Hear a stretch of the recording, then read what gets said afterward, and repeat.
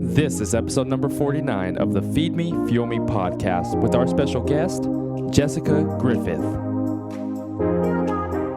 Welcome to the Feed Me, Fuel Me podcast. My name is Jeff Thornton, alongside my co-host, Michael Anders.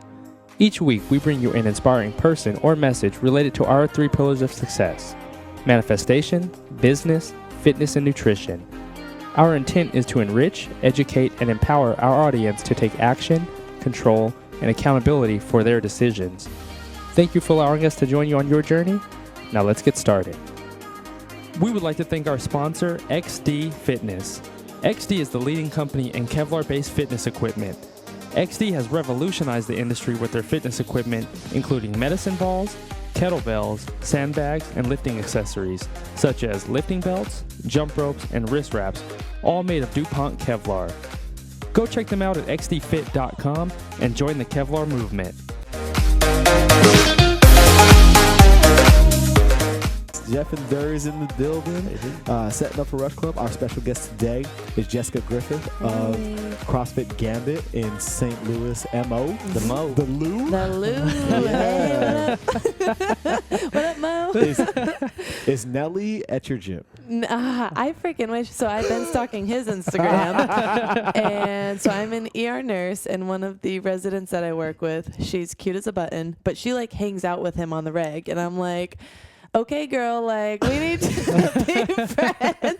She's like, your Instagram is so cool. I'm like, yeah, well, you're hanging out with Nelly, so what's really cool here? I work out. Right? You hang out with Nelly. Yeah.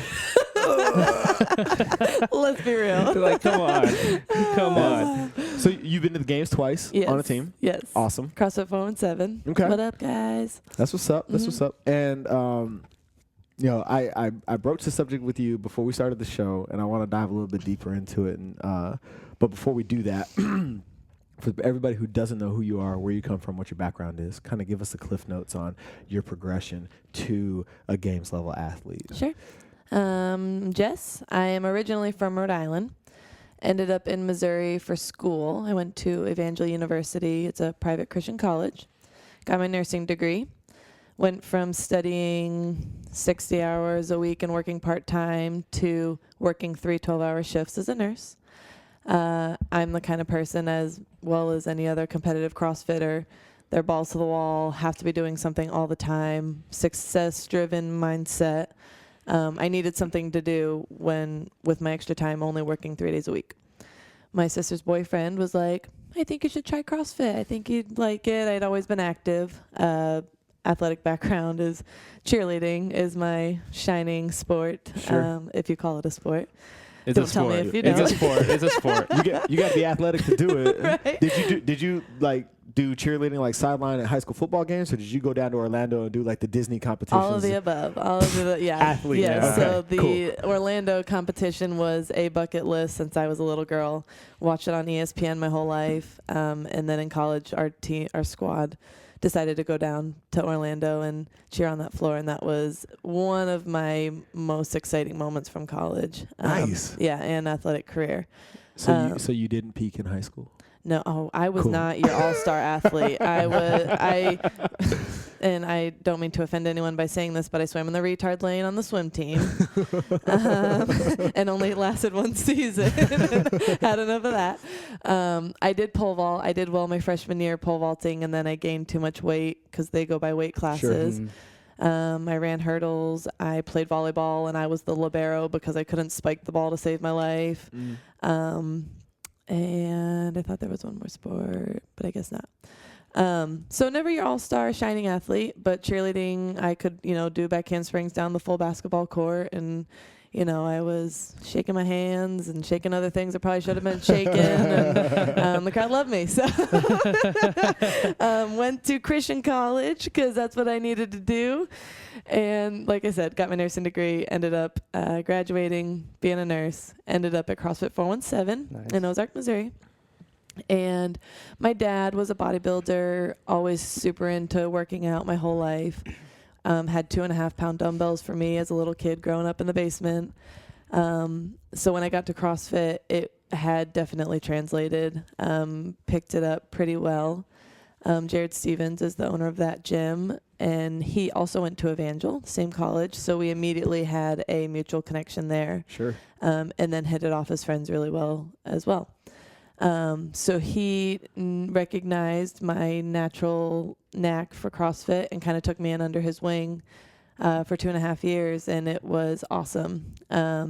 Taught me, I had never Olympic lifted before, never even knew what a bar muscle up was, and really just invested in me and honed in on me as an athlete. And I have always been the kind of girl where if she can do it, I can do it. You'll hear a lot of competitive CrossFitters say that. And I am the exact same way. So when I would see Mallory Lawson in CrossFit 417 lifting these weights and watching her biceps grow as big as they did before she got pregnant, I was like, if she can do it, I can do it. Started chasing her in the gym, and before I knew it, we were teammates for regionals 2015, and then games athlete partners on CrossFit 417's team, and it's just kind of evolved from there. So that's awesome. incredible. Yeah, very, very fun journey so far. Sweet. Yeah. That's really cool. Yeah. So, which brings me to the question I originally wanted to ask you. Because you said you qualified for regionals as an individual, right? Yes. So we went as a team in 2015, and then when I started CrossFit, I didn't really even make team an option in my head because Jared had always gone individual. Mallory did. A couple other people in the gym had gone individually. So when we realized in 2015 that we had 6 people that could do potentially very well at regionals and then the games, we all decided to go team. I did not qualify in the open as an individual that year. But from my start with CrossFit, I always said I wanted to be an individual competitor. I said, I want to go individually in 2016. We did well as a team in 2015.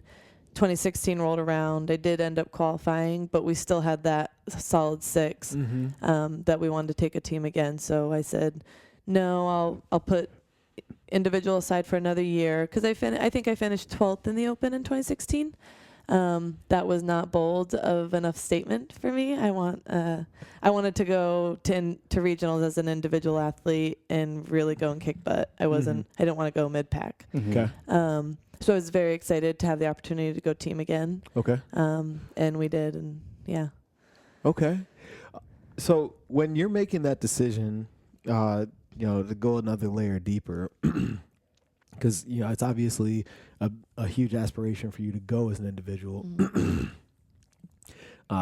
and since we've opened PHX and being deep in and having access to Rush Club, being deep into the competitive circuit of CrossFit, we've seen it where people qualify as individuals, go team, don't do as well as a team as they thought they would, and wish they had gone individual. And then you got other people that probably should go individual and then opt to go team, or should go team and opt to go individual.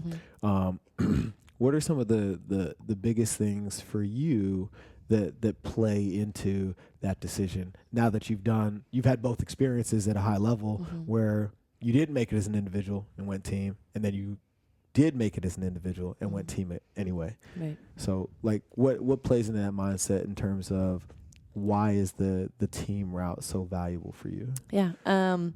One thing I wouldn't take back every day I wake up and I look back on the previous day and I'm like, I love what happened yesterday because now I can learn from yesterday and make changes. And I'm never going to be one that's like, I should have done this, I regret this, because there's learning experiences in every day-to-day activity that you have. So when I made the decision to go team the second time around, when I had the opportunity to go individually, I truly value that decision. One, because, as CrossFit evolves, the sport is evolving. There's always new skills. There's always new challenges and obstacles to overcome in the sport. And I was not there as an individual athlete to handle that workload and be as successful as I wanted to be as an individual athlete. So to have the support for a second year around with 5 other people beside me was amazing for my training. this second year that we took team, Mallory Lawson was one of our girls in 2015. She got pregnant. So we picked up Kelly Jackson, who had made it to the games individually multiple times. Did not do as well in 2015 as an individual as she wanted to.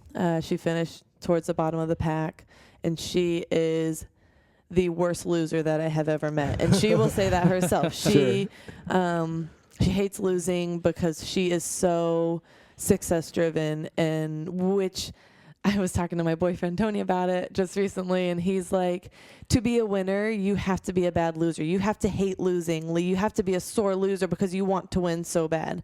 That's kind of like what a champion CrossFit Games athlete is. They win because they hate losing so much. That is kind of the mindset that Kelly has, and I was introduced to that when she came on our team, which has been so valuable in my 2016-2017 Games Regionals training. So to have her on our team, one, she's a super freak. She is 120 pounds, and I'm 139 pounds according to the scale last night for Rush Club. Numbers don't lie. Right? My maxes are much higher than, not much higher, but higher than Kelly's. But in any barbell workout, she will smash me, because she's so mentally, and it could be a 155-pound barbell. Right. I should be able to sling that around my head with one arm, and she just totally runs me into the ground because she's so mentally tough and hates losing, and just learning her motor, learning her little tricks. She has just been so amazing to follow as a teammate, and now following her as to both try to be an individual athletes. Right. So I truly value being able to go in 2016 as a team, just because of the connections we were able to make, and just to get another year of training under my belt before I do give this individual shot a go. That's cool. What's the experience like in the games atmosphere? How is that? It is. So when we went in 2015, it's like all of our dreams came true. We were all games rookies, all 6 of us, and it was the coolest thing. You walk into the Marriott, and it's just decked out in Reebok CrossFit everywhere. You go to get all of your gear. They, everyone posts their picture in their hotel room of all their Reebok CrossFit Games gear, and that was just super surreal. They are just so excited and generous to give you all the gear, all the shoes. You get 6 pairs of shoes, and you only wear 3 that weekend. You don't. They are just so generous in the gear that they give, and just to be showered with that was so. You just felt so accomplished. You just poured your heart and soul to the last year of training. And so to get there and receive just the gear with your team name and your your personal number, they're like, if the spandex don't fit you, we've got people here who can hem them, and just call us. We'll sew them up for you, do all the, what's the word I'm looking for? Not hem, but... alterations? Alterations, thank you. We'll do all the alterations, and we'll get you good to go. And it's it's just so rewarding, like I said, after you work so hard. So then getting out onto the games field, we run through the athlete briefings, and you get on to it was the soccer field at StubHub at the time, and you see Zeus, the huge frickin' rig that they put up, and the CrossFit banner that overtakes half the cheering section. It's wow, you just have to take a moment to soak it in. We did it, guys. We freaking made it. This is so cool. And then just to be out there on the field with your team, in the heat, you're sweating, it's California, you're on the games, you are what's making the CrossFit Games happen. You're that athlete on the field. Right. That's being aired on ESPN. That's you. It's just so, I have goosebumps just talking about it. That's cool. It is an unbelievable. And then, for the strength event, I PR'd my clean and jerk. So, to PR your clean and jerk at the CrossFit Games, in front of the crowd, in front of the camera, right in front of you, and they got it. So mom and dad are at home, are watching, saw it.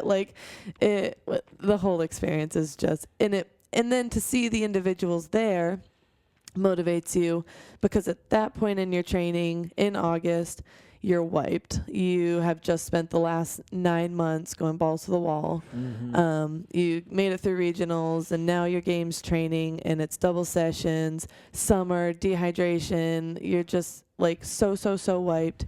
You get to the games and your body's just like, I've had enough. Like, do this weekend and then we're done. Like, it can't handle anymore. But then you get there and you see all the girls and guys, and it's like, I'm ready to get back in the gym on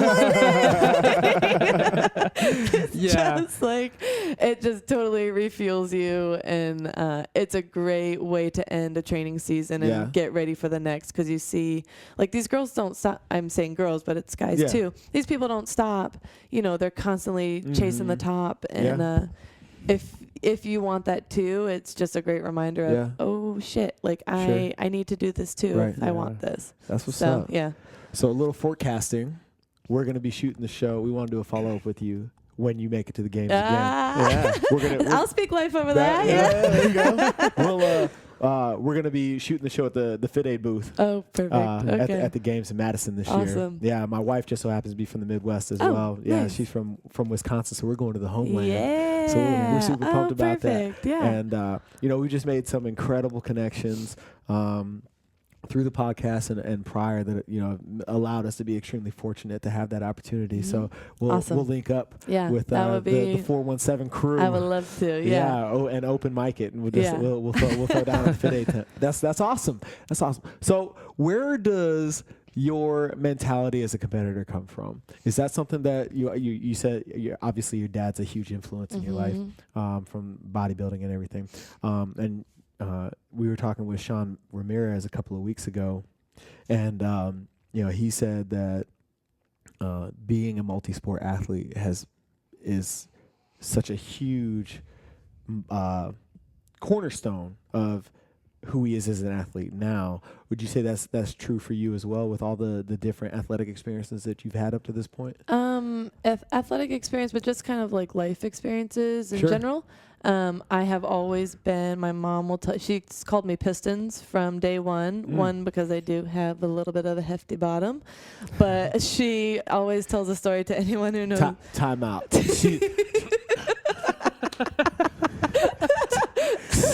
Stop. We're at the gym this morning. We went in and did our competitor stuff at 7:30. I got my son from 9 to 10. And getting ready to meet you here to do the show.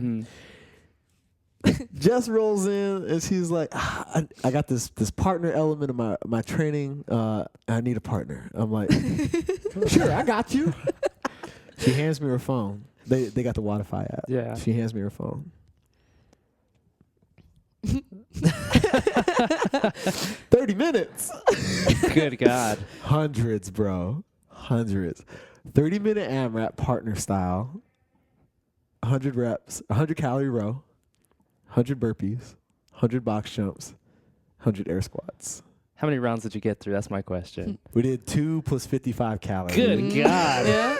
It was gross. Bro, before Nicole and Tristan left the gym, I gave my son a kiss, and I was like, all right, son, if Dad doesn't make it back today, just know that I love you. And I was like, man, Dad's about to get his ass kicked by a girl. Here we go. No, by Pistons, bro. By Pistons. So a very valid nickname is what I'm trying to get to. Yeah. So Mom tells a story to everyone. When I was 3 or 4 years old, we lived in New Hampshire at the time. I took off out the driveway on the 2-wheeler bicycle at 4 years old, and she's like, and you just see her little pistons going back and forth. And she's just like, she was all in, like, I guess 4-year-olds don't ride bicycles these days. I don't know because I don't have kids, but that was like so impressive to her that I was only 4 years old riding a 2-wheeler instead of a bike with training wheels still on it. And it's, so I say that in illustration for, it's just kind of how my life, that's kind of how I am. Like, I want to be the best at all times, and I'm going to do whatever it takes, no matter how young I am or incapable I am. I want to get to the top, and I want to do it as fast and as quick and as powerful as I possibly can. And then, going over into my nursing career, I did nursing school and did that, worked really hard through that, and came out as a nurse, and it's like, I'm not smart enough to be a nurse. I'm not capable of being a nurse. Like, this is a really huge, and to like go to school for 4 years, like some people are just freaked out by that, and I can't do that. I can't study that hard. I can't. And it's like, you can if you put your mind to it. And don't just go get your associates, like go get your bachelor's, go like above and beyond what you think you're capable of, because along the way you're going to meet people that are going to get you there to get to that goal, and like reach further than what you want or think you can do, because that pushes the limits even further to like actually achieve that goal. Because when you push your limits farther than what you think you're capable of, you usually end up meeting those boundaries, and then you're like, oh, I just got my bachelor's in nursing. I didn't think I could do that, but hey, I just did. So then it then translated into CrossFit. I didn't think my biceps would ever be as big as Mallory's. I didn't think I would ever be a regionals individual competitor. I did not think I would ever make it to the CrossFit Games being a frickin' NAAA whatever cheerleader. Like cheerleaders don't make it to the CrossFit Games. But I set my goals that high, and I'm still continuing to set them even higher, because I keep reaching those goals. Because my limits are that high. And so getting back to your question of like what's my mindset, is like, you just have to like reach not just to the stars but further than the stars. And just keep pushing. And when you don't think you can do it, one, tell yourself you can, because there's life and death in the tongue. And when you say you can't do something, that's when your mind shuts the rest of your body down. So you can do it. And surround yourself with people who are so much better than you that you have no choice but to chase them. And then before you know it, you're coming up on their tail and then surpassing them. And here you are the successful person that you wanted to be, So that's a very interesting point in that you say surrounding yourself with great people and pushing your limits.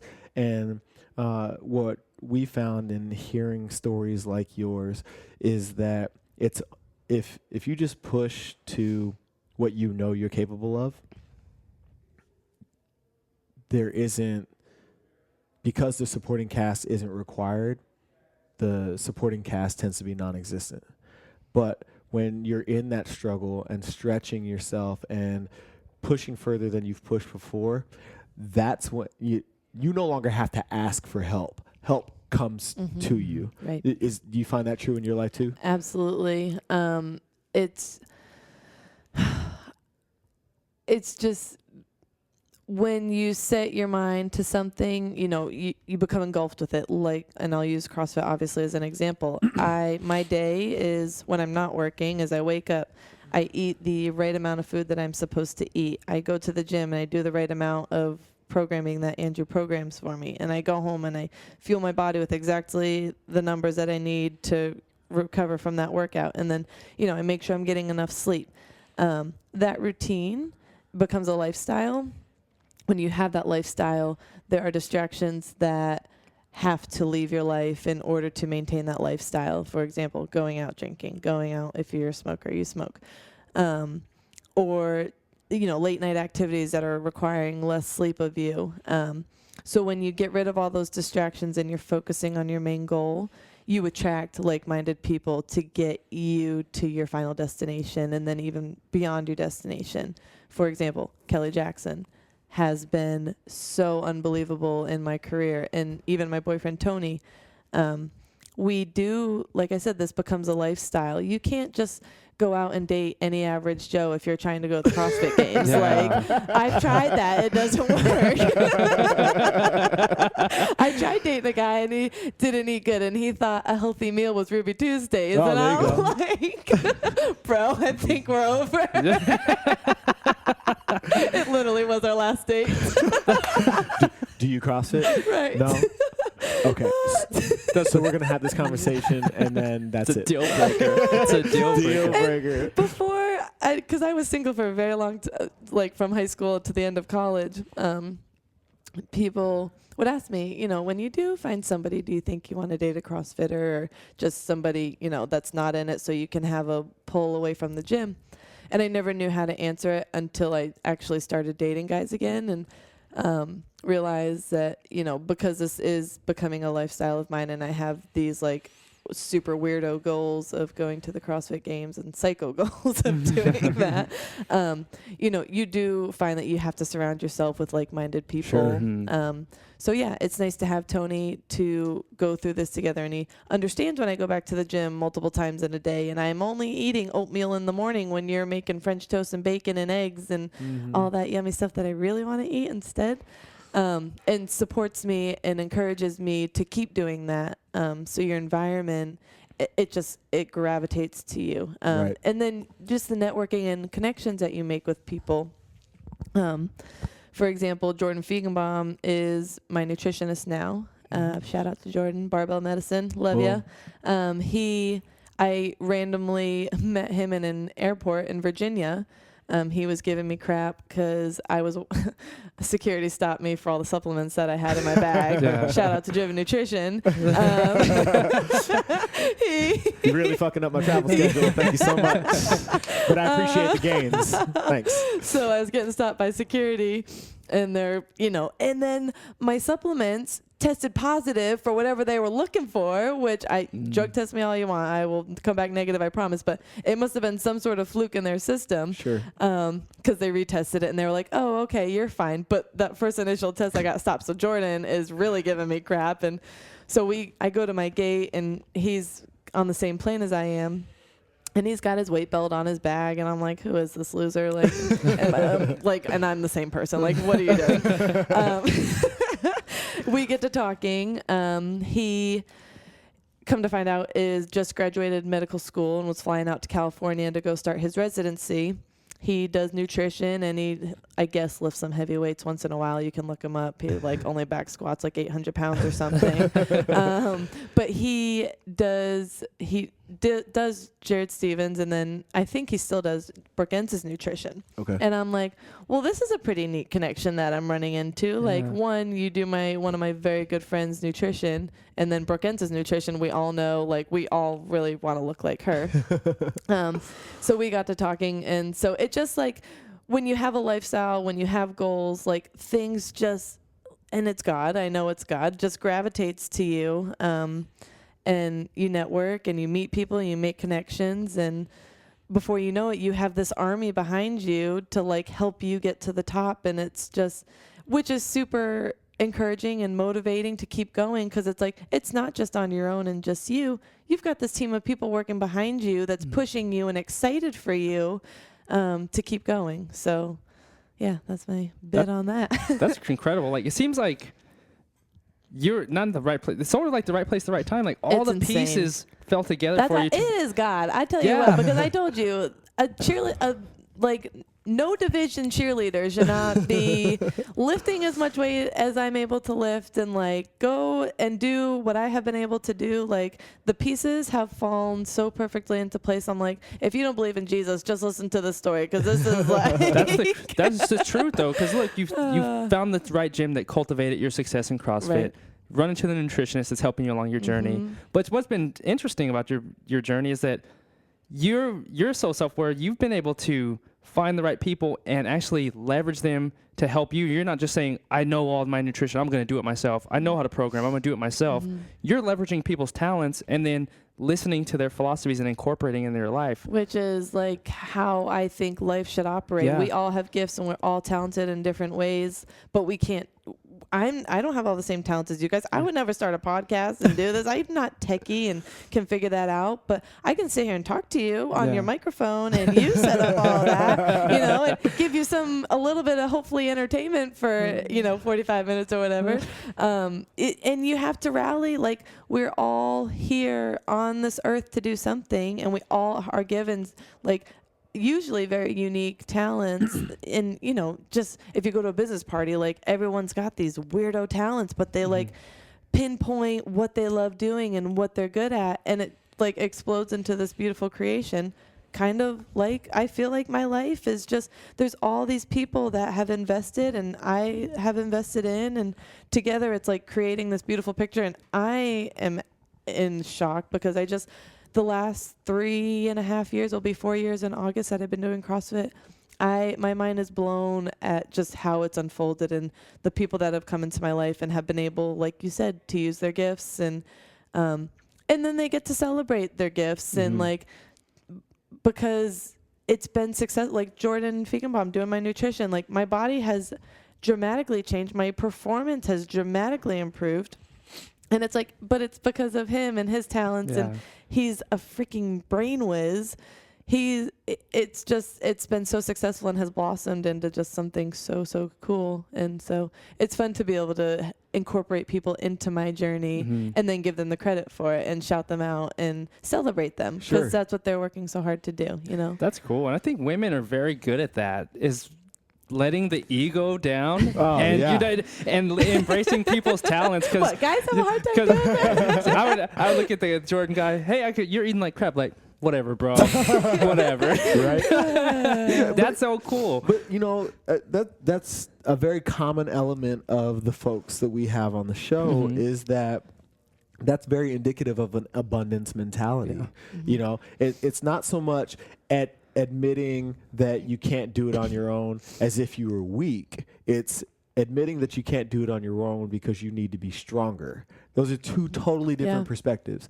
And when we talk to people like you, Jess, who are uber successful in the path that they've chosen, that's one of the common denominators is you have such a strong team, a strong community behind you that while you're in the driver's seat of your own success, you know, they're kind of the four wheels that you're riding on. Oh, absolutely. You know? I would not be able to do anything that I've done without any of the team that has been and chances are you play a role like that in someone else's life that's, you know, close to you and holds you in that same esteem. And, you know, it's this reciprocal give mentality that, you know, ultimately allows you to reap the rewards of the success that you've had at this point.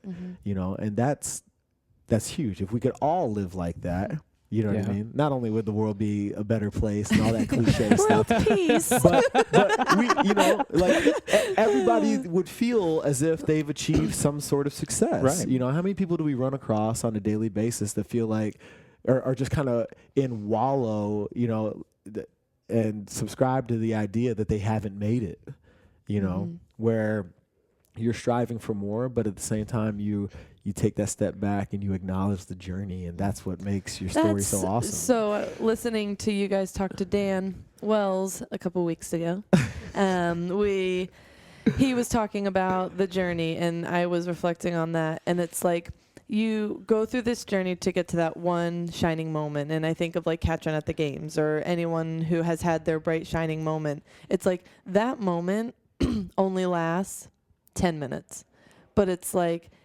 but you've spent the last year working for that one moment. So it's like, if you only enjoy that 10 minutes and not the journey that you took to get there, like, what is the point? It's like, you just spent the last year of your life doing this. Like, yes, reflect on it, enjoy it, wake up every day, like, excited, like, this day today, these next 10 minutes of my day are what is getting me to that bright and shining 10 minutes of my life, you know, a year down the road. But it's so important to enjoy the process, you know, enjoy the process, be more human, all those hashtags and taglines that are out there, but they're true. Like, I don't mean to be corny and, you know, but it's like, it's so important to just embrace what you're doing right now in this moment. And this decision that you're making to, you know, drink that caramel latte with whole milk or to drink it with skim milk, like that decision affects you when you're at the games a year from now, because you're building habits and, you know, creating your lifestyle that we've been talking about. Every single decision has a consequence, whether it be good or bad. And those decisions are what makes up your journey to get to those little 10 minutes of shining moment, you know? So make the good decisions in that journey. Every single decision that you make, evaluate. You have two choices to make, the good one or the bad one. Make the good one, because it's these little moments that create that big spectacular moment that everyone gets to share with you as you enjoy it, you know? That's like the compound effect or slight edge. You know, those books. Compounding interest, 100. Yeah, it's those little deposits that pay, you know, big dividends if you want to, you know, go the financial analogy route. Yeah. You know, but we know that you got big things coming up, and you know we're on a tight timeline, so we really appreciate you being here today and sharing your journey with us. And the lessons that you've learned along the way, because those are where the nuggets are at, and the things that you've implemented in your life to allow you to be so successful. So before we let you get out of here, I want to ask you 2 questions. Okay. And answer them on any level, because mentally, physically, spiritually. What's one thing that you do each and every day to feed yourself and light that fire? And then what's something that you do each and every day to fuel yourself and keep the momentum operating at a peak level? Okay. I wake up every morning and I spend time with God. I grew up in church. I've always, kept a really close relationship with the Lord. And so when I wake up, I acknowledge him and I say, Lord, thank you so much for letting me wake up today and be able to go about my day. And I ask for challenges to God, bring me into someone's life today that I can make an impact, or equip me today to go out into the world. And I'm not feeling great today, but I want to be out here as a shining light for you. Give me the energy and the strength to get through my day. I want to have a platform so I can, claim your name. And so give me the tools and the ability to be able to fulfill that and be strong for you, mentally, physically, everything. And just those quiet moments, and then thanking him, obviously, for, like I said, the last almost 4 years of my life that have just unraveled so beautifully. I always take time to pay it back to, God, you are in charge of my life and you have a plan for my life. I'm so thankful for that. So I take a couple moments to do that, and when on the days that I don't do it, because I don't, I do it most days, but there's some days that I fall short because I'm human. You are human. Yeah. Yep. I'm not energized like I am. I don't have that motivation. I don't have that strength. I'm a little more pissy than I usually am. So it's just a constant reminder of peace and love and selflessness and kindness. Just to take those 5 to 30 minutes to just have some quiet time with God and chill out with him for a sec. And he fuels me for the day. Sure. So then the second part of it is to fuel me how do forward. you keep it going? Just you have to remember on your bad days, because I'm a girl. I have a couple bad days every month. and Tony, my boyfriend, will tell you that. But I have to remind myself, I have a lot of good days and high motivated days. And I have to remember on those bad days, it's like, Jess, you have to remember your goals. You have to remember your dreams. You have to remember what you're out here doing. You might not be as kick butt as you are on your high energy level days and, happy-go-lucky days, but you still need to give your best, because there's girls out there who are giving their best today. And if you don't, you're going to let yourself fall short and fall behind, and you don't want that. Sure. Because on your high days, you're going to be mad at yourself that you let yourself do that on your low days. Yeah. So some effort is better than no effort.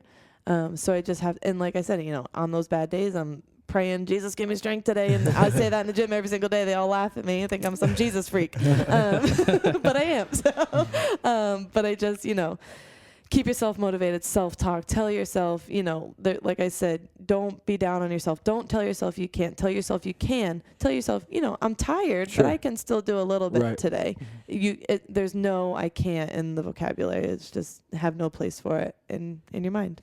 So That's incredible. I love your mindset. thank you. And you have a very powerful mindset. Thank you. Before we get out of here, where can our community go follow you and support you and everything that you're doing? Yeah. Your journey to the games, where can they go find you? Find me on Facebook, Jessica Griffith. I have a nice, clothed picture with my sister on there. That's like for more my business, nursing people.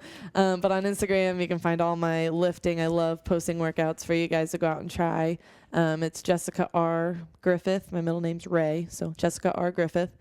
On Instagram and then Twitter. I gave that up a long time ago. It's a different beast. Yeah. Awesome. Thank you so much. Thanks for having me. Thanks for having us on your journey, and we're excited to be a part of that, and we're super pumped that you decided to take the time out of your day-to-day with everything that you got going on this weekend to be a part of ours. And for all of our listeners, make sure you get out there and support Jessica Ray Yeah. in everything, and celebrate her journey, because we know that we're going to see her in Madison on that 417 crew this summer. So we're really excited about that. And Well, I was going for individual this year. oh, Yes. well, there you Come go. on, girl. Oh, yeah. There you go. Yes. So Well- that's the goal this year. Well, hopefully your 417 crew will be behind you Yeah. as you pursue those individual endeavors. So no, that's awesome. That's Great. sick. You're going to crush it. Yeah. Hopefully. We'll see. You're gonna do it. You're gonna Prayers, crush prayers. That's it. Support me in prayers. That's Yeah, how you can okay. support me. You can find me. it. Pray for Jessica. Pray for Jessica. Thanks for exposing the elephant with us and Yeah. sharing your mindset and all of your success and your journey with us. And until next time, guys, feed me, fuel me. Yeah. And that'll do it for today's episode with our special guest, Jessica Griffith. If you want to see everything that Jessica has going and support her on her journey to become the CrossFit Games champion this year, go to the full show notes on feedmefuelme.com. Also, be sure to connect with us on social media, including Facebook, Snapchat, Instagram, and Twitter at feedmefuelme. We would love to hear from each and every one of you. If you found this episode inspiring in any way, please rate, comment, share, and subscribe so we can continue on this journey together. Also, be sure to share it with your friends and family on social media, including Facebook, Snapchat, Instagram, and Twitter, or any other social platforms that you use. We really appreciate you spending your time with us today and allowing us to join you on your journey. We would love to hear your feedback on this episode, as well as guests and topics for future episodes. To end this episode, we would love to leave you with a quote from Nelson Mandela. There is no passion to be found in playing small, in settling for a life that is less than the one you are capable of living. Thank you again for joining us, and we'll catch you on the next episode.